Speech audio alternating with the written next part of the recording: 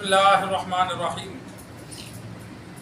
حضرت عامر بن عاص رضی اللہ تعالی عنہ روایت کرتے ہیں کہ میں سرکار دو عالم صلی اللہ علیہ وسلم کی خدمت میں حاضر ہوا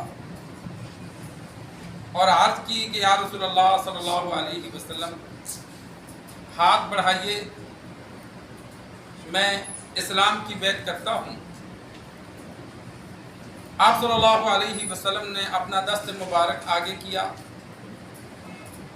تو میں نے اپنا ہاتھ پیچھے کر دیا۔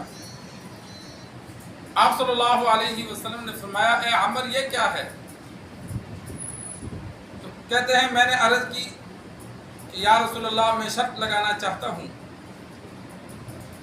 آپ صلی اللہ علیہ وسلم نے فرمایا کیا شرط ہے؟ تو کہتے ہیں میں نے عرض کی کہ پہلے جو میں گناہ کر چکا ہوں وہ معاف ہو جائیں۔ تو آپ صلی اللہ علیہ وسلم نے فرمایا اے عمر کیا تو جانتا نہیں الاسلام یہدم ما کان قبلہ، اسلام لانے سے پہلے جتنے بھی گناہ ہوئے اسلام کی وجہ سے وہ معاف ہو جاتے ہیں، اور ہجرت کی وجہ سے جو پہلے گناہ ہوئے وہ معاف ہو جاتے ہیں، اور حج کی وجہ سے جو پہلے گناہ ہوئے وہ معاف ہو جاتے ہیں۔ عامر بن عاص رضی اللہ تعالی عنہ جب اسلام لانے لگے، انفرادی طور پر اگر کوئی مسلمان ہوتا سرکار دو عالم صلی اللہ علیہ وسلم اپنے ہاتھ پر اس کا ہاتھ رکھ کر اس کو بیعت کرتے، کلمہ پڑھاتے اور چند بڑے گناہوں سے اسے منع کرتے، چند عبادات کا حکم دیتے کہ یہ چیزیں سیکھو اور ان کو ادا کرو۔ تو عامر بن عاص رضی اللہ تعالی عنہ کے دل میں جب اسلام کی محبت بیٹھی، اسلام کی حقانیت بیٹھی تو مسلمان ہونے کے لیے حاضر ہوئے، لیکن پھر ان کے ذہن میں بات آئی کہ بہت سے گناہ پہلے کر چکا ہوں۔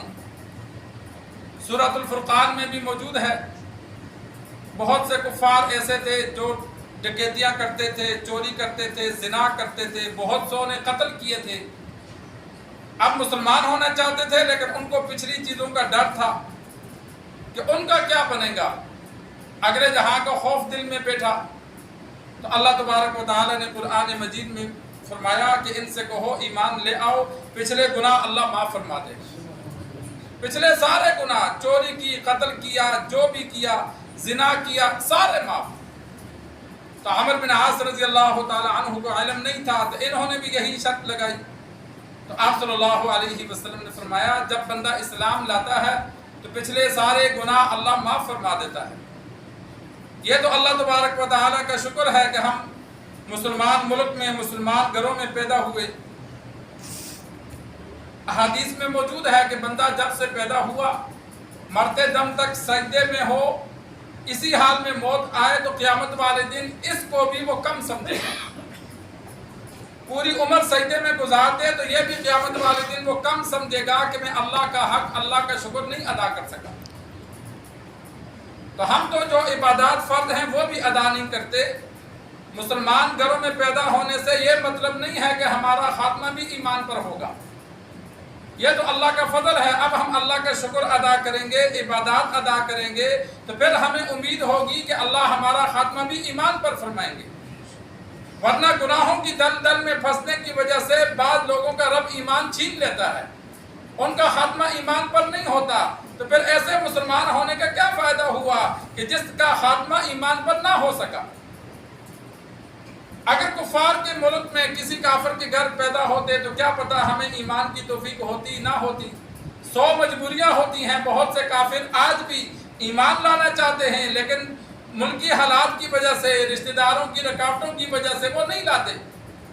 کہ اگر مسلمان ہوں گے تو یہ مشقتیں برداشت کرنی پڑیں گی۔ جہاد کا یہ بھی تو ایک بڑا فائدہ ہے، جب مکہ فتح ہوا تو ہزاروں کی تعداد میں لوگ مسلمان ہوئے جو پہلے کفار کے ڈر سے ایمان نہیں لا رہے تھے۔ تو جہاد کا ایک فائدہ یہ بھی ہے، قرآن مجید میں اللہ نے بیان فرمایا کہ جب مسلمانوں کو غلبہ ہوتا ہے جن جن علاقوں میں، تو وہاں کے جو کافر مسلمان ہونا چاہتے تھے لیکن کفار کی وجہ سے نہیں ہوتے تھے، اب ان کو اللہ ایمان لانے کی توفیق دے دیتا ہے۔ جب مسلمانوں کا غلبہ ہوتا ہے تو ان کے لیے مسلمان ہونا آسان ہو جاتا ہے، ان کے لیے پھر ڈر خطرہ نہیں رہتا۔ تو یہ اللہ کا شکر ہے. تو عبادات جب انسان کرتا ہے تو یہ اللہ کا شکر ادا ہوتا ہے. تو انسان کوشش کرے ہر عبادت کو، نماز کو، قرآن مجید کی تلاوت کو، ذکر و اذکار کو ادا کرنے کی، اور کبھی کبھی نفل بھی پڑھے، تلاوت بھی کرے اس نیت سے کہ یا اللہ تیرا شکر ہے کہ ہمیں تو نے مسلمان بنایا. اللہ کا وعدہ ہے لئن شکرتم لازیدنکم، شکر ادا کرو گے تو میں اور زیادہ دوں گا. تو جب انسان اسلام پر، مسلمان ہونے پر خوش ہوتا ہے، شکر ادا کرتا ہے، تو اللہ خاتمہ بھی ایمان پر فرماتے ہیں. آسان سا دعائیہ جملہ ہے، انسان صبح و شام 3 بار پڑھ لیا کرے. رضیت باللہ ربا وبالاسلام دینا وبمحمد نبیا صلی اللہ علیہ وسلم، کہ یا اللہ تیرے رب ہونے پر میں راضی ہوں، آپ صلی اللہ علیہ وسلم کے نبی ہونے پر میں راضی ہوں، اسلام کا سچا مذہب ہونے پر میں راضی ہوں، مجھے منظور ہے. صبح شام یہ 3 بار کلمات پڑھے، عربی کے یاد کر لے، آسان ہے. یہ بھی بطور شکر کے انسان پڑھتا ہے. انسان اگر ہجرت کی وجہ سے آپ صلی اللہ علیہ وسلم